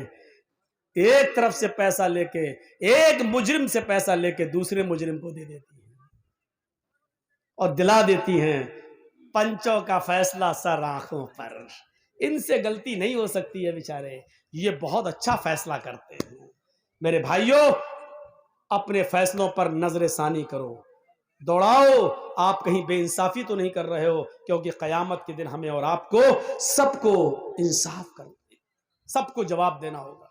عدل، انسانیت کی یہ مثالیں کسی دوسرے مذہب کے اندر نہیں مل سکتی۔ ہم دیکھیں، نظریں ڈالیں، حضرت عمر فاروق رضی اللہ تعالیٰ عنہ کی زندگی کے ایک واقعے پر اور آ جائیے۔ رات کے اندر اندھیرے میں گشت کرتے ہیں، رات کے اندھیرے میں کون گشت کر رہا ہے؟ آج کل یہ معاملہ تو کسی کے اندر نہیں پایا جاتا ہے۔ رات کی تاریکی میں اچانک جاؤں اور دیکھیں کون بھوکا ہے، کون کھایا ہے، کون سو رہا، یہ کون دیکھ رہا ہے آج کل؟ نہ ہم نہ آپ۔ حضرت عمر رات کے اندھیرے میں نکلتے ہیں اور کافی دور پہنچ جاتے ہیں۔ جب کافی دور پہنچ گئے تو کیا دیکھتے ہیں کہ جھونپڑی کے باہر ایک آدمی رو رہا ہے، مسلمان نہیں ہے، اور سنو مسلمان نہیں ہے، رو رہا ہے۔ حضرت عمر اس کے پاس بیٹھ گئے اور اس کو معلوم نہیں کہ یہ عمر ہیں۔ یہ بھیا جس کو جانا ہو جاؤ یار، یہاں بات کیوں کر رہے ہو؟ دیکھو جاؤ بولو نہیں، اب تو میں معلوم ہے نا کہ 12:45 بج جائے اور اتنے بجے تک لوگ بیٹھے رہیں، یہ تو بڑی ہمت کی بات ہے۔ سردیوں کے دن ہیں، ٹائم 10 سے لیٹ نہیں ملنا چاہیے، اب 10 سے 12 تک بس جلسہ ختم ہو جانا چاہیے، لیکن اب کیا کریں، آپ کی بھی مجبوری ہے، ہمارے ساتھ بھی ایسا ہی ہوتا ہے۔ تو سنیے میرے بھائیوں، حضرت عمر اس کے پاس بیٹھ گئے، اس کو یہ نہیں معلوم کہ یہ عمر ہے، اور عمر رضی اللہ تعالیٰ عنہ کو یہ نہیں معلوم کہ یہ کون ہے، لیکن اتنا جانتے ہیں کہ یہ مسلمان نہیں ہے، کوئی یہودی ہے، عیسائی ہے، مجوسی ہے، کچھ۔ اس کے پاس بیٹھ گئے اور کہنے لگے کیا ہوا بھائی تمہیں، کیوں رو رہے ہو اتنی رات میں؟ اور سنو بڑا زبردست واقعہ ہے، اور ہمارے پنچایت کرنے والے لوگ بھی سنیں، حضرت عمر کا فیصلہ دیکھیے کیسا تھا۔ سنیے، اس آدمی نے کہا ارے جا یار، تو یہاں کے بیٹھ گیا، میرا دماغ ویسے ہی خراب ہے، تو اور خراب کرنے آ گیا۔ ہوتا ہے نا، ایک آدمی کو ٹینشن ہو اور آپ اس سے بار بار پوچھیں کیا، تو غصے میں جھنجلا جائے گا وہ، اب جا یار ہٹ۔ تو وہ تو ویسے ہی ٹینشن میں تھا۔ حضرت عمر اس کے پاس بیٹھ کے کہنے لگے بھائی کیا ہوا؟ اس نے کہا کچھ نہیں ہوا۔ بیٹھ گئے، کچھ تو ہوا ہے، ارے جا یار اپنا کام کر تو، اور میرا دماغ خراب کرنے آ گیا۔ ارے سنو تمہیں ٹینشن ہے مجھے بھی ٹینشن ہے. دیکھیے حضرت عمر الٹا چلتے ہیں. تم بھی رات میں یہاں بیٹھے ہو, میں بھی رات میں آیا ہوں, چلو ایک کام کرے, تم اپنا درد بانٹو, ہم اپنا درد بانٹتے ہیں. اب اس نے سوچا چلو یہ بھی پریشان ہے میں بھی پریشان ہوں, رات میں اتنی رات میں کون نکلتا ہے, تو دو پریشان ایک جگہ بیٹھ گئے. حالانکہ حضرت عمر پریشان نہیں تھے لیکن اس کی پریشانی جاننے کے لیے پریشان بن گئے. اس نے کہا بھائی, حضرت عمر نے کہا بتاؤ کیا بات. اس نے کہا میرے بھائی جب تم نے مجھے بھائی کہہ دیا تو سنو, اس جھونپڑی میں میری بیوی رہتی ہے, ہم دونوں بہت خوشی خوشی رہتے ہیں. میری بیوی مجھ سے بے انتہا پیار کرتی ہے, لیکن ہم غریب انسان ہیں. اسی گاؤں سے تھوڑی دوری پر ایک دوسرا گاؤں ہے, اس گاؤں سے ایک آدمی آتا ہے, طاقتور ہے, ہینڈسم ہے, خوبصورت ہے, طاقتور ہے, اور وہ جیسی آتا ہے وہ سیدھے میری جھونپڑی میں گھستا ہے, مجھے کان پکڑ کے باہر نکال دیتا ہے. میری بیوی بڑی خوبصورت ہے, اس کے بعد وہ مجھے باہر بٹھا دیتا ہے اور میری بیوی کے ساتھ زبردستی زنا کرتا ہے. میری بیوی کے نہ چاہنے کے باوجود بھی وہ اس کو مجبور کر دیتا ہے اور وہ اس کے ساتھ زنا کرتا ہے. حضرت عمر فاروق نے پوچھا اچھا اتنی بڑی بات, اچھا یہ بتاؤ کیا وہ ابھی ہے؟ کہا نہیں. تو آیا اور چلا گیا. میں کچھ بھی نہیں کر پاتا ہوں, اپنی بیوی کی کوئی مدد نہیں کر پاتا. اچھا تو یہ بتاؤ اب وہ کب آئے گا؟ حضرت عمر نے جب یہ پوچھا کہ وہ کب آئے گا تو اس نے جواب دیا ایک دن چھوڑ کر آتا ہے, یعنی آج وہ غلط کام کر کے گیا ہے, اب وہ کل نہیں آئے گا, پرسوں آئے گا. حضرت عمر فاروق نے کہا ٹھیک ہے پرسوں میں آؤں گا اور تمہاری مدد کروں گا. اس نے کہا تو خود پریشان ہے, اپنی مدد تو کر نہیں پا رہا, میری مدد کیا کرے گا؟ ارے جا یار, تو کہہ رہا تھا میں پریشان ہوں. کہا میں پریشان ہوں, میں بھی پریشان ہوں, پریشان نہ ہوتا تو میں رات میں کیوں نکلتا, لیکن میری پریشانی اتنی بڑی ہے کہ آئے میرے بھائی. حضرت عمر کہتے ہیں آئے میرے بھائی جب تو خود پریشان ہے تو میری پریشانی کو تو کیسے دور کرے گا, لیکن میں تیری پرسوں مدد کروں گا. اس نے کہا اچھا جاؤ ٹھیک ہے کر لینا. وہ سوچنے لگا ایسی تسلی دینے والے سبھی آتے ہیں, یہ بھی تسلی دے رہا ہے. حضرت عمر نے جاتے جاتے اس سے کہہ دیا ہاں سنو پرسوں میں آؤں گا, اپنی بیوی سے کہہ دینا کھانا بنا کر تیار رکھے. کہنے لگا ارے جا یار, کھانے سے اس کا کیا تعلق ہے, تو مدد کرنے آئے گا کہ کھانا کھانے آئے گا؟ حضرت عمر نے کہا دیکھو میں جو کہہ رہا ہوں وہ کرنا, کھانا بنا کر تیار رکھے. اور دوسری بات جب وہ آدمی تیرے گھر میں گھسے تو اپنی بیوی سے یہ کہہ دینا کہ آج سب کچھ رضامندی ظاہر کر دے, یعنی اس کے سامنے آج وہ ضد نہ کرے بلکہ یہ کہے کہ ٹھیک ہے تم تو ہم سے روز ملنے آتے ہی ہو, اب ہمارے اور تمہارے درمیان تو کوئی چیز رہ نہیں گئی ہے, اب تمہیں جب آنا ہی ہے تو ہم دل کھول کر تم سے ملنا چاہتے ہیں, لیکن اندھیرے میں ملیں گے اجالے میں نہیں, اس لیے چراغ بجھا دو. اچھا نہیں لگتا تمہاری بیوی یہ بولے اس سے کہ مجھے اچھا نہیں لگتا جب تم مجھ سے ہم بستری کرتے ہو, زنا کرتے ہو, تو مجھے اپنے پتی کے علاوہ دوسرے کا چہرہ دکھتا ہے تو پھر میں سپورٹ نہیں کر پاتی ہوں, اندھیرا رہے گا تو میں تمہیں سپورٹ کروں گی. اور یہ کہہ کر وہ چراغ بجھا دے, بقیہ کام میں سنبھال لوں گا. اب وہ سوچنے لگا کیا یہ سنبھالے گا اندھیرے میں, وہ دنیا بھر کی باتیں سوچنے لگا. لیکن اس نے سوچا چلو. حضرت عمر فاروق وقت سے پہلے آ گئے, دوسرے ایک دن چھوڑ کر دوسرے دن دیکھا جھونپڑی کے باہر وہ آدمی ٹہل رہا ہے. حضرت عمر فاروق نے کہا ٹھیک ہے میں آ گیا ہوں تمہاری مدد ہے. اس کو پتہ ہی نہیں کہ کیا کریں گے, جھونپڑی کے پیچھے چھپ جاتے ہیں اور اس آدمی سے کہتے ہیں کہ تم اپنی بیوی کے پاس جاؤ, وہ آئے گا تو تمہیں خود ہی کان پکڑ کے باہر نکالے گا. وہ آدمی اپنی بیوی کے پاس چلا جاتا ہے, رات تھوڑی اور اندھیری ہوتی ہے. حضرت عمر تھوڑی دور سے یہ منظر دیکھ رہے ہیں. تھوڑی دیر کے بعد وہ ایک آدمی کو آتے ہوئے دیکھتے ہیں, لیکن شکل نہیں سمجھ میں آتی ہے کہ کون ہے اندھیرے کی وجہ سے. وہ آدمی آتا ہے سیدھے جھونپڑی میں گھس جاتا ہے اور اس آدمی کو یعنی اس کے شوہر کو جھونپڑی سے نکال کے باہر کر دیتا ہے. چلو اور وہیں چلا گیا. سارے کام سمجھا چکے تھے.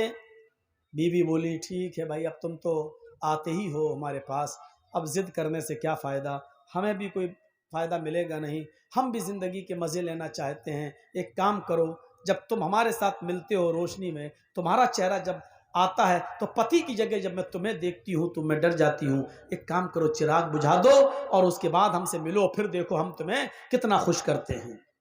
اس نے کہا چلو, اب اپنے آپ ہی تیار ہو گئی ہے. چراغ بجھا دیا. جیسے ہی چراغ بجھتا ہے, حضرت عمر فاروق زیادہ لیٹ نہیں ہوتے ہیں, کیونکہ اگر لیٹ ہوں گے تو کہیں زناکاری نہ ہو جائے, اس کو بھی بچانا ہے, اس کی بیوی کو اس زنا سے بچانا ہے. جیسے چراغ بجھتا ہے حضرت عمر جھونپڑی کے اندر گھس جاتے ہیں. اب ڈر تھا, جھونپڑی کے اندر گھسنے کے بعد یہ ڈر تھا کہ میں اپنی تلوار چلاؤں تو اندھیرے کی وجہ سے کہیں تلوار خطا نہ کر جائے, زناکار کے بجائے کہیں اس آدمی کی بیوی کی گردن پر تلوار نہ چل جائے. اس لیے اس آواز کی طرف جانا تھا جو مرد کی آواز ہو. حضرت عمر نے کہا کون؟ وہ سمجھا کہ اس کا شوہر آ گیا, وہ سمجھا کہ اس کا شوہر آ گیا. ابھی تو چراغ بجھا, ابھی تو کچھ ہوا ہی نہیں, تو اندر گھس گیا. حضرت عمر نے فوراً اس آواز کی طرف لپکے, سمجھ گئے کہ آواز کہاں سے آ رہی ہے. فوراً لپکے اور اس کے بڑے بڑے بال جو تھے, جیسے اس کے سر کو پکڑا تو اس کے بڑے بڑے بال حضرت عمر فاروق کے ہاتھ میں آ گئے. اب بڑے بال سے پھر شک میں پڑ گئے, کہیں یہ اس عورت کے بال تو نہیں ہیں, کیونکہ آدمی کے بھی بال بڑے تھے. تو اب یہ ڈر پیدا ہوا کہ کہیں یہ بال مروڑا اس کو, اب اس کی منہ سے پھر نکلوانا چاہ رہے ہیں کچھ بات. اس نے کہا ابے کیا کر رہا, ابے کیا کر, سمجھ گئے کہ یہ مرد ہی ہے, آدمی ہی ہے. حضرت عمر فاروق نے فوراً تلوار اس کی گردن کے اوپر چلا دی اور اس کو قتل کر دیا. گردن ایک طرف پڑی ہوئی ہے اور دھڑ ایک طرف پڑا ہوا ہے, اور جلدی کہا میری بہن جلدی سے چراغ جلاؤ. چراغ جلایا. چراغ جیسی ہی جلا, روشنی ہوئی, گردن ایک طرف دیکھی, دھڑ ایک طرف دیکھا, نظریں آسمان پہ ڈالتے حضرت عمر اور کہتے ہیں الحمدللہ رب العالمین. میری بہن کھانا بنا کر رکھا تھا کہ نہیں؟ اس نے کہا جی بھائی کھانا ہے. فرمایا جلدی لاؤ. کھانا دسترخوان پر لگ جاتا ہے, اس آدمی کی کھوپڑی پڑی ہوئی ہے, خون پڑا ہوا ہے, اور وہیں پر بیٹھ کر حضرت عمر پیٹ بھر کے کھانا کھاتے ہیں, پیٹ بھر کے کھانا کھاتے ہیں. وہ آدمی بار بار دیکھ رہا ہے, لاش کے پاس بیٹھ کے کھانا کھا رہا ہے. اور جب کھانا کھا چکے تو چلنے لگے. اس آدمی نے پیچھے سے پکڑا, بھیا کہاں جا رہے ہو؟ کہا جا رہا ہوں اپنے گھر. یہ لاش؟ کہا لاش کیا, اس کا تو کام ہو گیا. کہا اگر اس ملک کے امیر المومنین کو عمر فاروق کو اگر پتہ چلا اور صبح چرچا ہوا کہ اس گھر میں لاش نکلی, تو کہیں ایسا نہ ہو کہ اس کے قتل کے الزام میں میری گردن اڑوا دیں. تم عمر کا انصاف نہیں جانتے ہو. حضرت عمر مسکراتے ہیں اور کہتے ہیں تمہیں ڈرنے کی ضرورت نہیں ہے.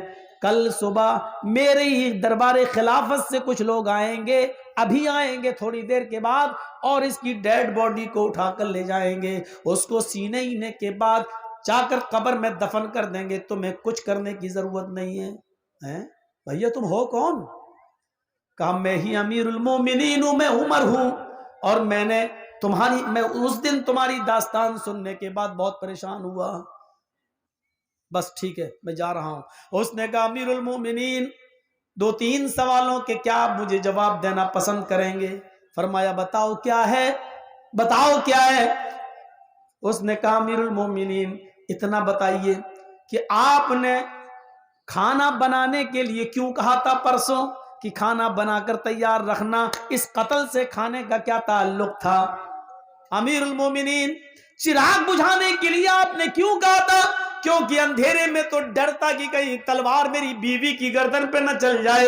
روشنی میں تو آپ قتل اور اچھا کر سکتے تھے, لیکن آپ نے روشنی کے بجائے اندھیرے میں قتل کرنا گوارا کیا ہے. آپ نے اندھیرا کیوں پسند کیا ہے, جبکہ روشنی میں آپ کسی کو اچھی طریقے سے مار سکتے تھے, لیکن روشنی کے بجائے آپ نے اندھیرے میں قتل کیا. اور جب آپ نے لاش دیکھی تو کسی کے مرنے کے بعد انا للہ پڑھا جاتا ہے، لیکن میں نے آپ کی زبان سے سنا ہے کہ آپ نے انا للہ کے بجائے جب لاش دیکھی تو الحمدللہ رب العالمین پڑھا ہے۔ یہ الٹی الٹی دعائیں آپ نے کب سے سیکھی ہو پڑھی؟ اس نے حضرت عمر کا جواب سنو، کیا جواب تھا؟ حضرت عمر فرماتے ہیں، آئے میرے بھائی، جب تو نے مجھے اپنی داستان سنائی اور تو نے کہا کہ میں بھوکا ہوں، کھانا نہیں کھاتا اس لیے کہ میں اپنی بیوی کی مدد نہیں کر سکتا، جب تک میں اپنی بیوی کو ظلم سے بچا نہ لوں میں کھانا نہیں کھاؤں گا۔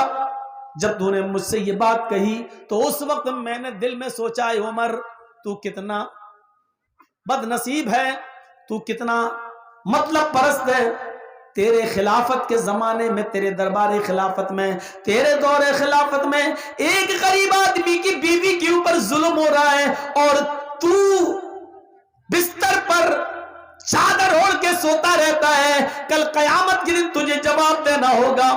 اے میرے غریب بھائی، جب تو نے مجھے یہ بتایا کہ ایک آدمی آتا ہے اور میری بیوی سے زنا کرتا ہے تو میں نے پرسوں ہی یہ عہد کر لیا تھا کہ عمر اس وقت تک کھانے کا ایک لقمہ نہیں کھائے گا، اپنے حلق کے نیچے نہیں لائے گا جب تک کہ اس آدمی کو قتل نہیں کر دے گا، اور اس آدمی کی پریشانی سے میں تجھے نجات نہیں دلا دوں گا تب تک میں نہیں کھاؤں گا۔ میں پرسوں سے اب تک بھوکا تھا، صرف پانی پی رہا تھا یا ایک آدھ کھجور کھا لیتا تھا، لیکن کھانے کا ایک لقمہ بھی میں نے نہیں کھایا، کیونکہ میں تیری مدد کرنا چاہتا تھا۔ اس لیے میں نے کہا تھا کہ کھانا بنا کر رکھنا۔ آج اس آدمی کے سامنے میں نے کھایا کھانا، اس لیے کہ میں 2 دن سے بھوکا تھا، اور آج میں نے پیٹ بھر کے کھانا کھایا۔ اچھا ٹھیک ہے، لیکن اندھیرے میں قتل کیوں کیا؟ کہا جب تو نے مجھے بتایا ایک آدمی آتا ہے، ہٹا کھٹا ہے، ہینڈسم ہے، تندرست ہے، اور وہ میری بیوی سے زنا کرتا ہے، تو میرے دل میں یہ خیال آیا، اے عمر، ہٹا کھٹا نوجوان کوئی آتا اور اس کی بیوی سے زنا کرتا ہے، اس کو معلوم ہے کہ عمر کی حکومت ہے اور عمر بہت زبردست انصاف کرتے ہیں، اس کے باوجود اس کو ڈر نہیں، کہیں ایسا تو نہیں کہ وہ عمر کا بیٹا ہو یا عمر کا بھتیجا ہو یا عمر کا کوئی رشتہ دار ہو۔ میں نے یہ سوچا اتنا گندا کام اتنی بہادری کے ساتھ رات کے اندھیرے میں اگر کوئی کر رہا ہے تو اس کا عمر کے رشتہ داری سے کوئی تعلق تو نہیں ہے، اس لیے میں نے کہا چراغ بجھا دینا، کیونکہ جب مجھے ڈر پیدا ہوا کہ وہ میرا بیٹا بھی ہو سکتا ہے، میرا بھتیجا بھی ہو سکتا ہے، میرا رشتہ دار بھی ہو سکتا ہے، میں چھپ گیا اور میں اللہ سے یہ دعا کرتا تھا کہ اللہ اس کام میں میرا بیٹا شامل نہ ہو، آئے اللہ اس کام میں میرا بھتیجا یا میرا کوئی رشتہ دار شامل نہ ہو، کیونکہ آج جو بھی ہوگا اس کی گردن اڑائی جائے گی، آج جو بھی ہوگا اس کی گردن کٹے گی، اے اللہ مجھے شرم سے بچا لے، میرے اور میرے خاندان کا نام گرنا نہیں چاہیے۔ میں پرسوں سے ہی دعا کر رہا تھا، جب وہ آدمی جھونپڑی کے اندر گھسا اس وقت تک مجھے لگا کہ یہ میرا ہی کوئی رشتہ دار ہے، اس کی چال، اس کی قد و قامت مجھے بتلا رہی تھی، اس کا نگر طریقے سے بے باکی کے ساتھ آنا اور جھونپڑی میں بے خوف گھس جانا، یہ مجھے بتلا رہا تھا کہ وہ میرا کوئی رشتہ دار ہی ہے۔ جب وہ اندر گھسا اور تمہاری بیوی نے اس کو اپنی باتوں میں لپیٹا اور چراغ بجھ گیا تو میں اندر گیا، اور چراغ بجھانے کے لیے میں نے ہی پرسوں کہا تھا تم سے، لیکن چراغ جب بجھ گیا میں اندر گیا، میں نے چراغ بجھانے کے لیے اس لیے کہا تھا کہ اگر چراغ چل رہا ہوتا اور میں جھونپڑی کے اندر گھس جاتا اور میری نظر پڑتی اس مجرم کے اوپر اور پتا چلتا کہ یہ تو میرا بیٹا ہے، میرا بھتیجا ہے یا میرا کوئی رشتہ دار ہے، تو ہو سکتا تھا کہ اپنے رشتہ دار یا بیٹے یا بھتیجے کو دیکھ کر میرا غصہ ٹھنڈا ہو جاتا اور پھر میں اپنی تلوار اس کی گردن پر نہ چلاتا اور تمہیں بلا کر رضامندی کا اظہار کرتا، لے دے کے معاملہ بنانے کی کوشش کرتا اور یہ کہتا کہ کچھ مال لے لے اور معاملے کو یہیں ختم کر دے۔ ہو سکتا تھا اگر میرا رشتہ دار ہوتا تو میں تمہیں مناتا شاید میری تلوار نہ چلتی, میرا غصہ ٹھنڈا ہو جاتا, اس لیے میں نے چراغ بجھانے کا حکم دیا تھا تاکہ جب میں تلوار چلاؤں تو مجھے یہ پتہ نہ ہو کہ میں تلوار اپنے بیٹے, بھتیجے یا رشتہ دار پہ چلا رہا ہوں یا کسی غیر پر. پھر میں نے تلوار چلائی, اللہ کی قسم اس وقت تک بھی مجھے یقین نہیں تھا کہ میری تلوار کس پہ چل رہی ہے. میں یہی سمجھ رہا تھا یہ کوئی میرا رشتہ دار ہی ہوگا. میں نے اپنی تلوار اس کی گردن پہ چلائی, جب تلوار سے اس کی گردن کٹ کے زمین پہ گری تو میں نے کہا چراغ چلاؤ, کیونکہ مجھے یہ دیکھنا تھا کہ یہ کوئی میرا بیٹا, میرا بھتیجا یا میرے گاؤں کا رشتہ دار تو نہیں ہے.